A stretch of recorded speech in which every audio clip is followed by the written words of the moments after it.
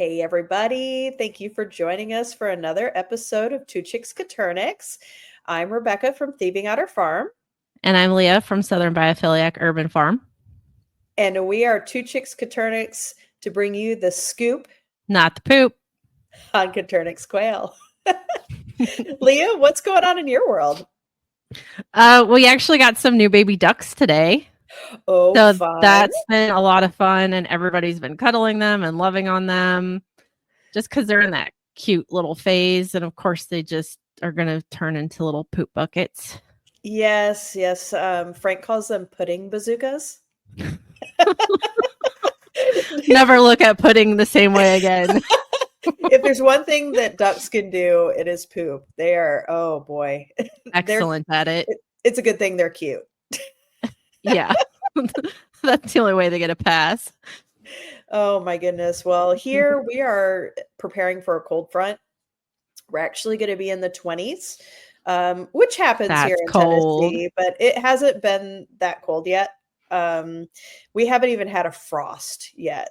And so we're going from not having a frost to going into the 20s. So we've been running Wow. around making sure that everything is winterized.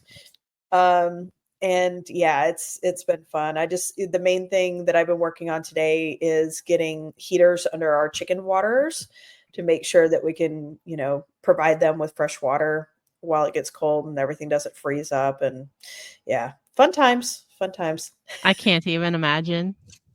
Yeah, you want to come visit? You can help me carry fresh water to the I'll other visit animals. when it's warm. I Um, don't know so if I I would heard, make it out of the house. yeah, you don't have enough cold weather attire. We'd have to go No. shopping first. Yeah, we would.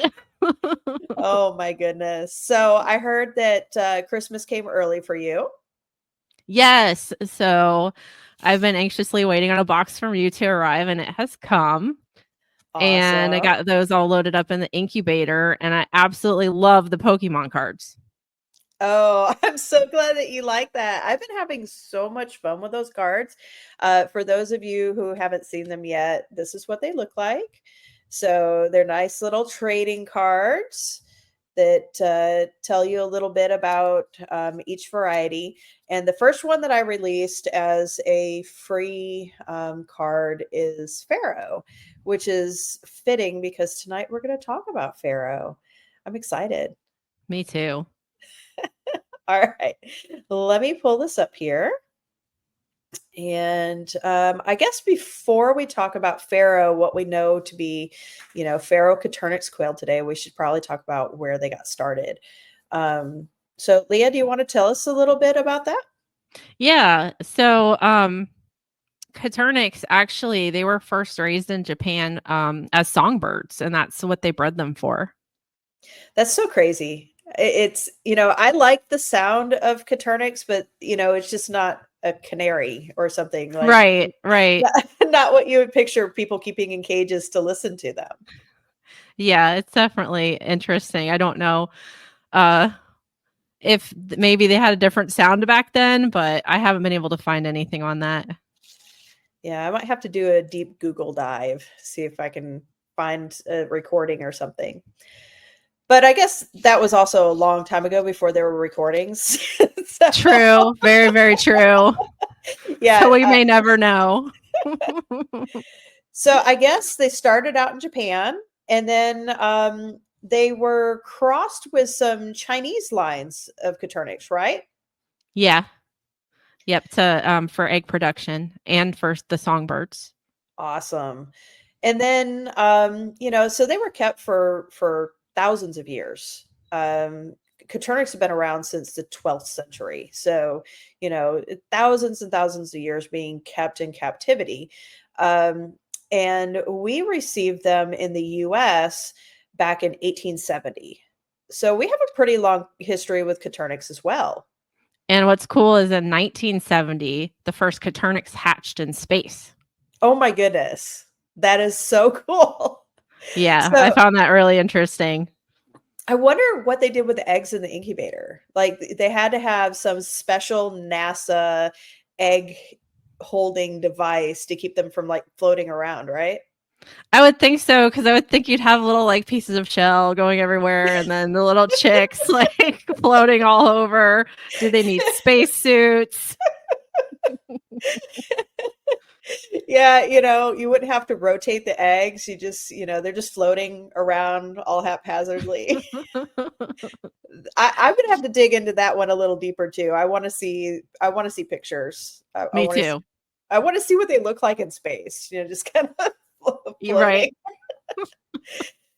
So So over time, um, people selectively took these birds and bred them up in size to the jumbo sized birds that we know today.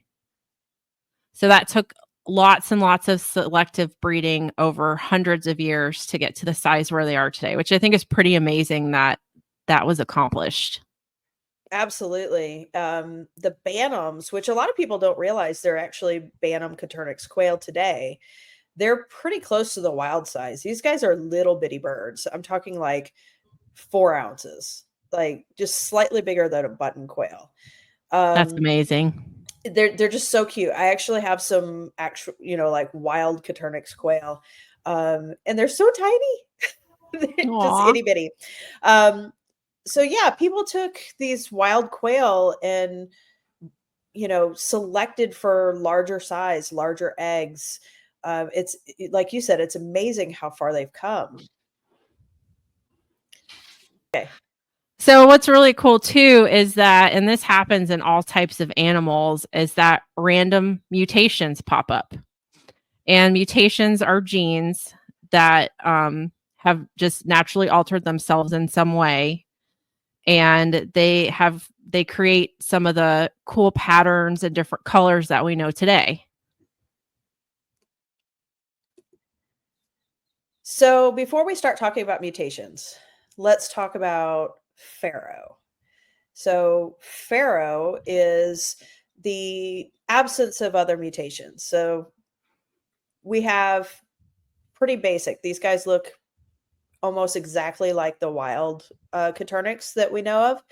Um, and so you have a hen with spots on the breast, and then you have males with a clean breast that's rust colored, and their heads can vary in color. They can have like a kind of a solid brown head, or they can have like a mask and a chin strap. But all of these are different variations of what a pharaoh can look like. Do you notice that the face colorations tend to change with the seasons?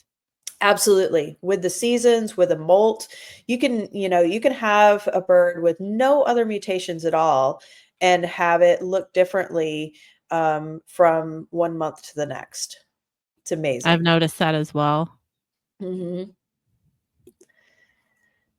So these pictures here show the back of a pharaoh, and it's really easy to pick out with those. You have kind of a dark colored bird, shades of gray and brown, and these light flecks. Pinning is what they're called in along the back. And this is exactly what a wild Coturnix looks like. They look almost exactly the same. So, as we spoke briefly about all these gene mutations that pop up, um, and there still could be more, you never know. The cool thing about Pharaoh is that everything builds on top of it. Pharaoh is a true base. So, no matter what color bird you have, there is Pharaoh underneath of it. Mhm. So a good example of that would be Manchurian. Um, Pharaoh plus two copies of the fawn gene makes Manchurian. If you have one copy of the fawn gene, you're going to have Italian, which looks different. But every Manchurian is Pharaoh plus adding in those fawn genes.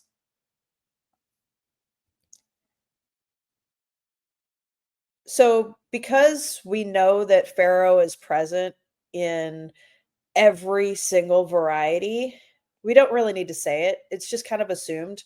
So if you're talking about Rosetta, you don't have to say Rosetta is Pharaoh plus one copy of the EB gene. You can just say one copy of the EB gene is Rosetta, because everybody knows that Pharaoh's there. So we don't even have to say it. So for like Tibetan tuxedo is genetically 2 copies of the EB gene and 1 copy of the dotted white gene, and those genes are all on Pharaoh. But again, we don't need to mention that. So Leah, let's talk about a clean Pharaoh. What's a clean Pharaoh? So, a clean Pharaoh is a bird that carries no other gene mutations that are plumage mutations. So, if you were to breed this bird to another Pharaoh, you're not going to have anything pop up but Pharaoh. Okay. And so these are really great because you can use them to figure out what you have. If you have a mystery bird, you can use Pharaoh to kind of unravel the mystery and figure out what it is, because you're not going to be introducing any other genes, any other mutations by breeding that mystery bird to a Pharaoh. So let's break this down a little bit. So the bird on the top left is our mystery bird. Okay. Don't know what that bird is. And Gotta this is love a good mystery. love a good mystery. And this was one of my mysteries. This actually was a mystery bird where I was like, huh, not really sure what that was. Where did that come from? And so I bred this bird to a Pharaoh hen.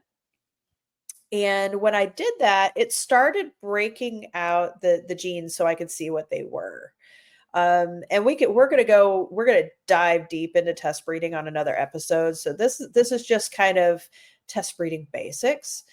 But by breeding that mystery bird to a Pharaoh, I know that everything that comes out as offspring are going to be from that mystery bird. As far as any colors, patterns, they're all going to be coming from that mystery bird, because the Pharaoh is just Pharaoh. There's nothing else there.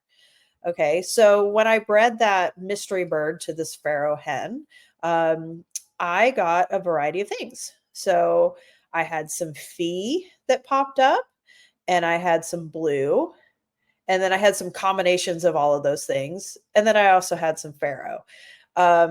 Again, we could dive a whole lot deeper here with how all And this we works. will. And yeah, Yeah. yeah. But today we're just going to show that, when I bred to this Pharaoh hen, I got a variety of things that came from that bird.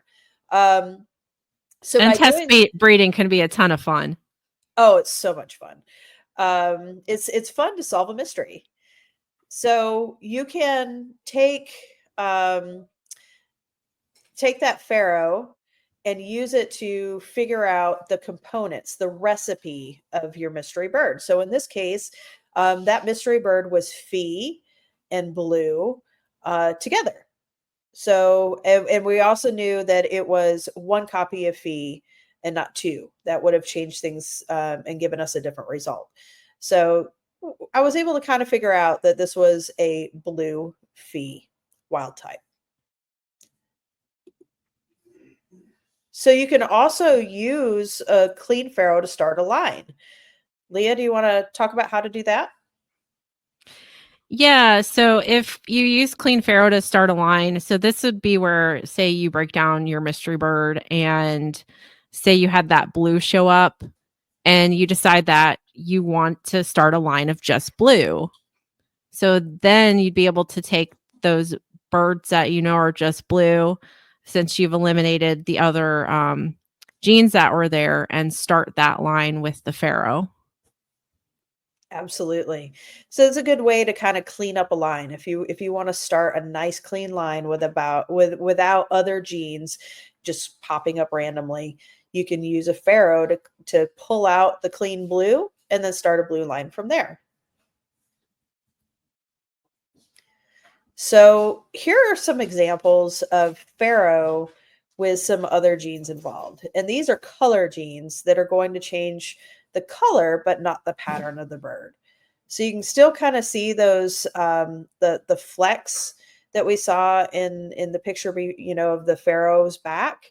You still see those flecks down the back, but you see that the birds are all each different colors.